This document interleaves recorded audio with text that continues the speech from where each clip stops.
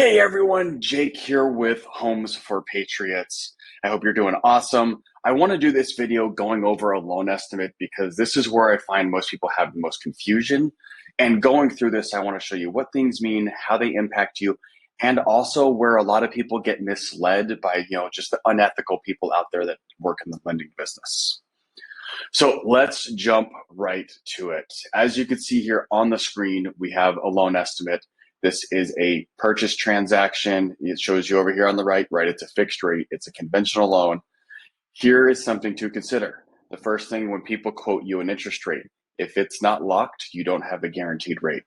It should be checked yes, and it will give you an expiration date, which means you have to close by that date or your costs go up. So be aware of that as well. So on the left, you see over here, it's just going to have addresses, and then it has the sales price of the home. As you go down on page one, it tells you what the loan amount is, the interest rate, and this is your principal and interest payment. This is a portion of your payment that does not include taxes and insurance. For those of you that want taxes and insurance included, you will see it down here as you see estimated escrow, $488. That's saying right now, a $460,000 loan at $699 with the insurance and taxes, your payment is going to be $3,548 a month. And as you see below here, it checks. It lets you know what's being included. And typically your homeowner's insurance is not included in here because they're not creating an escrow account for that. You pay that separately, but it's always counted for with the loan as a part of your front end. So the mortgage payment, it always includes your association dues as well. And at the bottom, it shows you what your closing costs are and then what you need to bring to the closing table at the end. So understand it is an estimate for a reason. These numbers can adjust as you go through the process. But the same thing, your originator should be going over these things with you. And if they're not going over it line by line, they're just hoping that you really trust them and just it's finances. You need to know what's going on and how it impacts you. So let's dig into page two. The left side of the loan estimate is your first number here when it comes to your loan costs. So section A, this is points. This is where they always get you. They'll tell you a lower rate than what you're hearing on the media. And this is where they charge you for it. That's how you know that it's not par. Par means there's no charge. As you see, they're paying, 0.898%. And that is a percentage of the loan amount. That's how that works. That's where you get that number of 4,132. That is a 0.898% of the loan amount, which is 460,000. Then on section A, you will see this a lot. You'll see an underwriting fee. Underwriters like to get paid too, but they only get paid if the transaction closes. So there's a fee there. Sometimes you'll see a loan origination fee if that's how your lender is set up, where that's how they get paid. So you get into section B. These are services you can't shop for. Being appraisal being one of them, right? We can only talk to an appraisal management company. We can't talk to the appraisers. That's all because of Dodd-Frank and how everything went down in the last bust or boom and bust that we had in 2008. So a credit report, when you filled out your application, you gave permission for a credit check. That's the charge.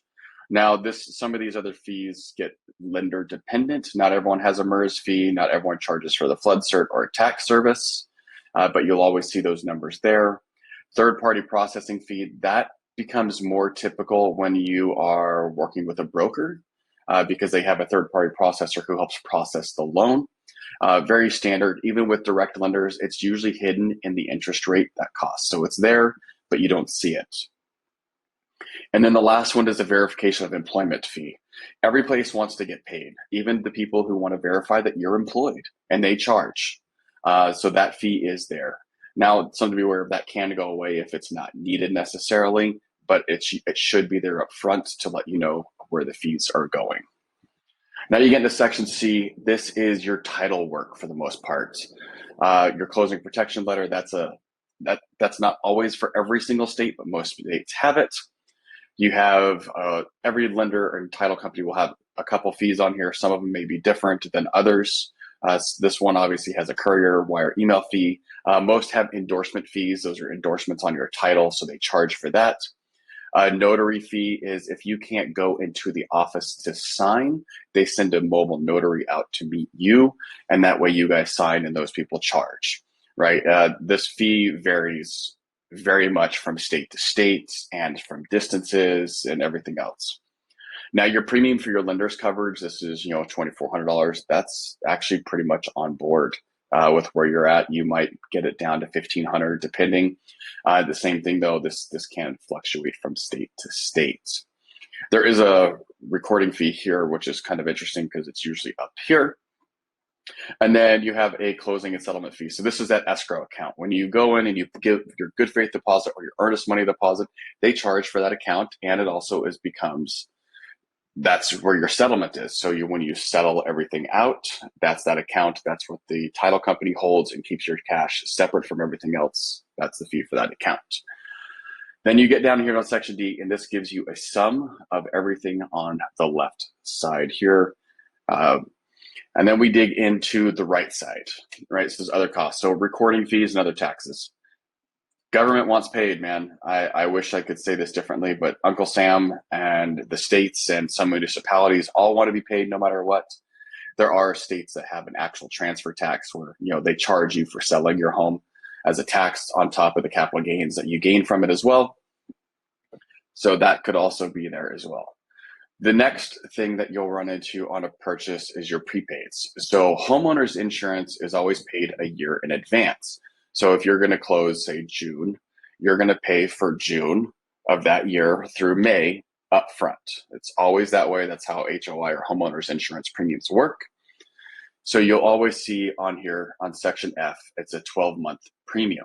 And then that will be the charge depending on, what coverage you get. That number can vary quite a bit. Here's where lenders will mislead you. If you guys haven't set up a closing date, they will always set this prepaid interest mark for 1 day, meaning that you are going to close on the last day of the month. And the reason they do that, as you see here, is they take the interest that's charged per day times the number of days, and that can drive up your cost. So if you close at the beginning of the month, this number will be higher. If you close at the end of the month, this number gets reduced. So if you're strapped pretty close on closing and on the cash to close, it is always better to set your contracts so you close at the end of the month, because this reduces how much you need to bring to closing. And that's because interest is paid in arrears. You pay it up front. So if you close in June, on June 1st, you're going to have the next 30 days of interest due because your payment isn't going to start until following after that. So you're paying that interest first, and then it goes from there. And then you'll see, so property taxes on here, this is typically, you'll see this more for a refinance than you will on a purchase. And then mortgage insurance premium, you'll see this if you're conventional, but your loan to value is above 80%, or if you're doing an FHA loan and you have a mortgage insurance premium. With that being said, over here on section B, if you're doing an FHA loan, you will see your upfront mortgage insurance premium right over here in section B. So that's a charge that you always have, but it can get wrapped into the loan. It doesn't have to necessarily be paid at closing. Now, section G, here's the other part where lenders will mislead you with your costs to close. They will just not put anything here because it doesn't have an impact on them. It's not a tolerance that goes against the lender that they have to pay for. So a lot of times they will leave these at zeros, assuming you're not going to escrow your account, which means escrow holds your taxes and your insurance. So they'll leave this all at zero. And as you can see, that can change the value by $2,000, $4,000, depending on where you're at. That is a big chunk. So section G is that escrow. You have your homeowner's insurance in that escrow account. Homeowner's insurance holds a couple months because there's always got to be at least a 60-day buffer in your escrow account for your taxes and your insurance. And that's because every year they go up, just like all the other costs. So you have to have a coverage to make sure that number is hit. And that way, if you own a home, you know that you keep getting, every year the recurring, that your payment goes up because your escrow is going up. That's why. They have to hold a cushion in there, but they have to maintain it for so long. Now, the one thing though with an escrow account is it will be paid back to you at the time of a refinance or if you sell the home, you will get that cash back. It's not held forever. It's only held up to the point to when you close on the next transaction. So you see here taxes. I mean, this can vary state by state. Like if you're in Texas or California, your taxes are going to be significantly higher. If you're in a place like Arizona or Tennessee, they typically don't have as high of property taxes, so this number will fluctuate.